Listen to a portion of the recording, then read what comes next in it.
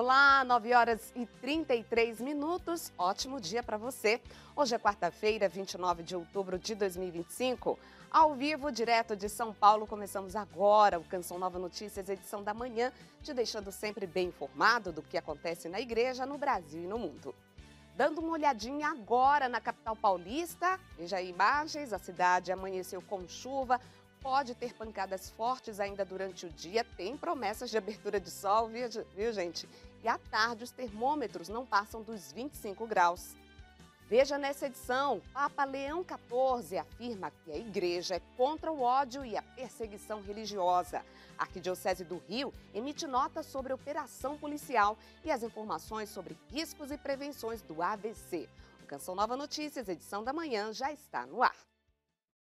Cerca de 40 mil peregrinos e líderes religiosos participaram da audiência geral desta quarta-feira com o Papa Leão XIV. A catequese de hoje foi dedicada à declaração conciliar Nostra Aetate, por ocasião dos 60 anos deste documento.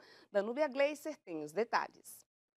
É isso mesmo, Elane. A Nostra Aetate é um documento do Papa Paulo VI que aborda a relação da Igreja Católica Apostólica Romana com as religiões não cristãs. Com isso, o Papa Leão XIV dedicou a catequese desta quarta-feira ao diálogo interreligioso. E, como exemplo, citou as palavras de Jesus à samaritana: Deus é espírito e os que o adoram, é necessário que o adorem em espírito e verdade. Explicou que no Evangelho, este encontro revela a essência do autêntico diálogo religioso, uma troca que ocorre quando as pessoas se abrem umas às outras com sinceridade, escuta atenta e enriquecimento mútuo. Recordou que há 60 anos, em 1965, o Concílio Vaticano II, com a promulgação da Declaração Nostra Aetate, abriu um novo horizonte de encontro, respeito e hospitalidade espiritual. Leão também destacou que a orientação inicial desta declaração foi para o mundo judaico, com o qual São João 23 pretendia restabelecer a relação original. Pela primeira vez na história da Igreja, tomaria forma um tratado doutrinal sobre as raízes judaicas do cristianismo que, nos planos bíblicos e teológico, representava um ponto de não retorno. E com firmeza declarou que a Igreja reprova quaisquer perseguições contra quaisquer homens e deplora todos os ódios, perseguições e manifestações de antissemitismo. Ao final convidou: trabalhemos juntos, porque se estivermos unidos, tudo é possível. E convidou a todos a fazer uma pausa em oração silenciosa. E na noite de ontem, o Papa participou de um evento na Sala Paulo VI de celebração pelos 60 anos da Declaração Conciliar. O encontro teve como tema Caminhar Juntos na Esperança e reuniu cerca de 2.000 pessoas e 80 representantes das principais tradições religiosas do mundo. A Canção Nova foi convidada para participar deste evento. Canção Nova recebeu o convite do dicastério para os leigos Família e Vida para estar presente neste momento junto com o Santo Padre. É uma grande honra fazer parte disso, porque a Igreja nos reconhece como parte da Igreja e nos atesta também para estar nesse diálogo interreligioso. De Roma, Danúbia Gleiser para o Canção Nova Notícias, edição da manhã. Obrigada, Danúbia, e parabéns à comunidade Canção Nova fazendo parte aí desse momento. No final da audiência geral, o Papa Leão XIV também recordou as vítimas do furacão Melissa, que deixou 500 mil de pessoas sem energia elétrica e tirou a vida de 7 pessoas. O Santo Padre manifestou proximidade e assegurou suas orações às populações atingidas. Bom, e a Diocese de Patos de Minas, em Minas Gerais, celebra o seu jubileu de platina. Nossa equipe está por lá para trazer os detalhes dessa festa. Emerson Tersigni fala pra gente. Bom dia, Emerson.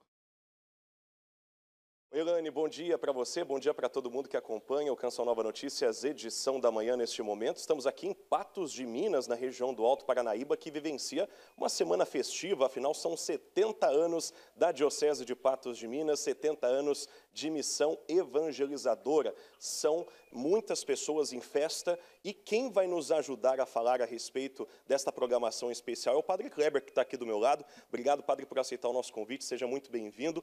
Ontem tivemos um momento muito marcante, queria que o senhor partilhasse para toda a nossa audiência, por favor.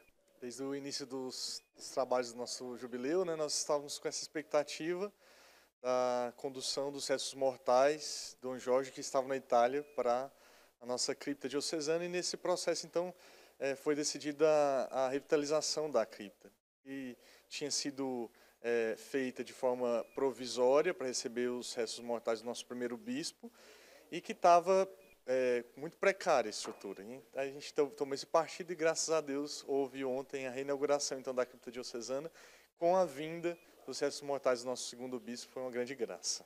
Perfeito, a programação é intensa e eu queria perguntar justamente para o senhor qual é a dica que o senhor deixa para que todos os diocesanos aproveitem este momento da melhor maneira possível, de fato sejam gerados frutos para a caminhada de cada um. Pronto, é muito importante que todo mundo viva intensamente o jubileu com a celebração de encerramento, mas durante toda essa semana a cripta estará aberta para a visitação de todos os fiéis. Além disso, nós temos todo o caminho que o jubileu propõe de peregrinação para a nossa diocese, para a catedral, para o pátio da catedral e para o cruzeiro, que fica no fundo da catedral. Então, todos estão convidados para viver esse tempo. E, particularmente, a celebração de encerramento será muito belíssima. Então, todos participando, será uma grande alegria para nós. Maravilha, padre. Obrigado mais uma vez pela sua participação. Boa festa para todos nós. Nós, porque estaremos aqui até o próximo sábado, dia 1º de novembro, acompanhando estas festividades para todo o Brasil, trazendo aqui pela Canção Nova, nos nossos telejornais, todas as informações direto de Patos de Minas. Volto contigo, Elane. Obrigada, Emerson, e a gente continua por aqui aguardando informações sobre essa grande festa. Bom, agora a gente vai para Brasília, porque a Câmara dos Deputados aprovou o projeto de lei que prevê o transporte gratuito de bagagens em voos nacionais. E um dia depois da operação policial no Rio de Janeiro, autoridades se reúnem hoje para definir ações conjuntas. Francisco Coelho tem as informações.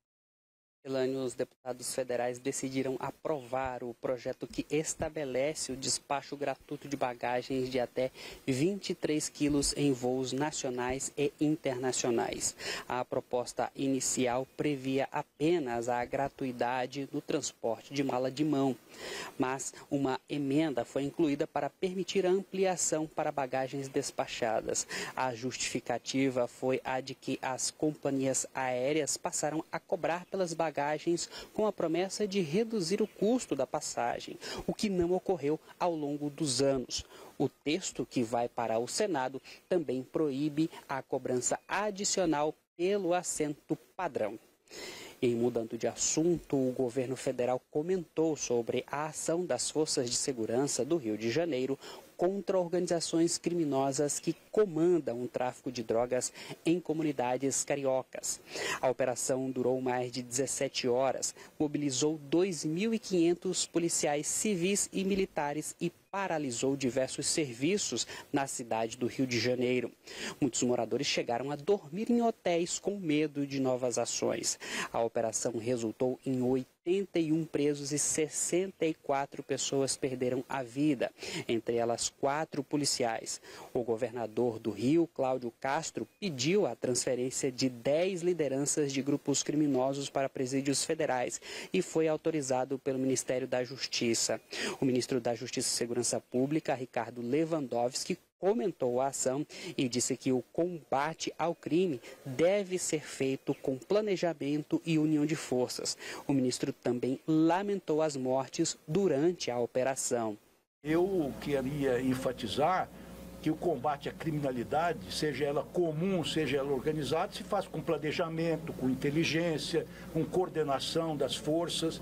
Enfim, não posso julgar porque não estou sentado na cadeira do governador, mas quero apresentar a minha solidariedade às famílias dos policiais mortos, minha solidariedade às famílias dos inocentes que também pereceram nesta operação, me colocar à disposição das autoridades do Rio para qualquer auxílio que for necessário. Ricardo Lewandowski e Rui Costa, da Casa Civil, vão para o Rio de Janeiro nesta quarta-feira para uma reunião com o governador Cláudio Castro. Eu volto com vocês nos estúdios. Obrigada, Francisco. E a Arquidiocese do Rio de Janeiro também se manifestou sobre a situação da cidade. Em nota divulgada na noite de ontem, o cardeal Orani Tempesta, arcebispo metropolitano do Rio de Janeiro, expressou sua dor pelo sofrimento da população e solidariedade às famílias que perderam seus entes queridos. Dom Orani reforçou que, como discípulos de Cristo, devemos superar o ódio, a vingança e a indiferença, e que, com fé e perseverança, a cidade pode ter o brilho da paz e a força da fraternidade. O cardeal convidou os fiéis à oração na construção da paz e concluiu pedindo que Nossa Senhora interceda pelas autoridades e pelas famílias atingidas pela tragédia. Paróquias que estão nas áreas envolvidas se manifestaram.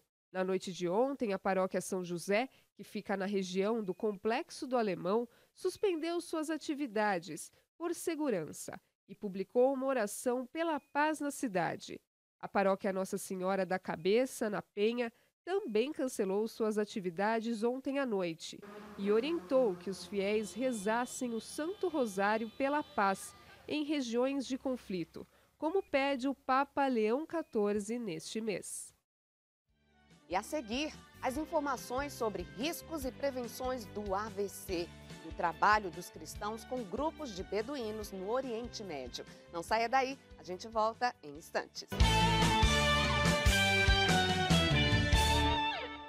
Voltamos agora falando sobre saúde. Hoje é Dia Mundial de Conscientização sobre o acidente vascular cerebral, o AVC. A doença é uma das principais causas de morte e incapacidade no mundo. A data alerta sobre fatores de risco e prevenção. A Aline Mércio tem informações sobre esse assunto aí pra gente. Exatamente, Elane. E quem fala com a gente sobre os riscos e a prevenção do AVC agora é o assessor científico da Sociedade de Cardiologia do Estado de São Paulo, doutor Carlos Alberto Machado. Doutor, bom dia. Quais são os sinais que podem indicar um AVC? Bom dia. Às vezes a pessoa está conversando normal, começa a ter dificuldade de articulação da palavra, começa a não conseguir mexer o braço ou a perna, dificuldade para andar, desvio de rima, quer dizer, muda a posição da boca. Então, com esses sinais de alarme, ele deve procurar o hospital o mais rápido possível. E quem que está em risco para o AVC? Quem tem hipertensão, por exemplo? O principal fator de risco para os AVCs é a hipertensão arterial. 80% dos AVCs poderiam ser prevenidos se você fizesse o diagnóstico precoce e o tratamento adequado da hipertensão, coisa que não acontece. E mudar o estilo de vida, né? Fazer uma alimentação saudável, fazer atividade física regular, manter o peso dentro do normal, diminuir o uso abusivo de bebida alcoólica, parar o tabagismo, controlar o estresse, tem determinados medicamentos. Então, mudar o estilo de vida é a coisa mais importante para prevenir os AVCs, que são responsáveis por 110 mil mortes por ano no Brasil. Muito obrigada, doutor. Então, a gente também está preparando uma reportagem mais detalhada sobre esse assunto para o Canção Nova Notícias, às 18h45. Com você, Elaine. Obrigada, Aline, pelas informações. E a capital paulista amanheceu em estado de atenção para alagamentos devido à chuva intensa que caiu nas primeiras horas da manhã. O Centro de Gerenciamento de Energia da Defesa Civil de São Paulo alerta para o risco de chuvas fortes na região metropolitana, Campinas, Sorocaba, Baixada Santista e Vale do Paraíba. Só na capital, o acumulado de chuva pode chegar hoje aos 60 milímetros. A orientação da Defesa Civil é que a população redobre a atenção ao sair de casa. Instabilidades se espalham por São Paulo e Rio de Janeiro, provocando chuva nessas áreas. Confira como fica o tempo nesta terça-feira em todo o país. A semana chuvosa continua em boa parte do país. Aos poucos, a chuva ganha força em São Paulo e no Rio de Janeiro e tem alerta para temporais no Acre e no Amazonas. Já no Amapá e em grande parte de Roraima e do Pará, o tempo segue mais firme e o sol predomina. Na região central do país, o tempo deve seguir mais firme, com temperaturas elevadas. Calor de 34 graus em Goiânia e 31 em Cuiabá.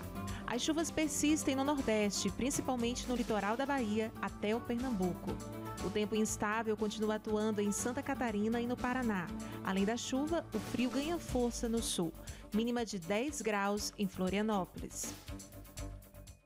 Depois do Japão, o presidente americano desembarca na Coreia do Sul, onde deve construir novos acordos comerciais.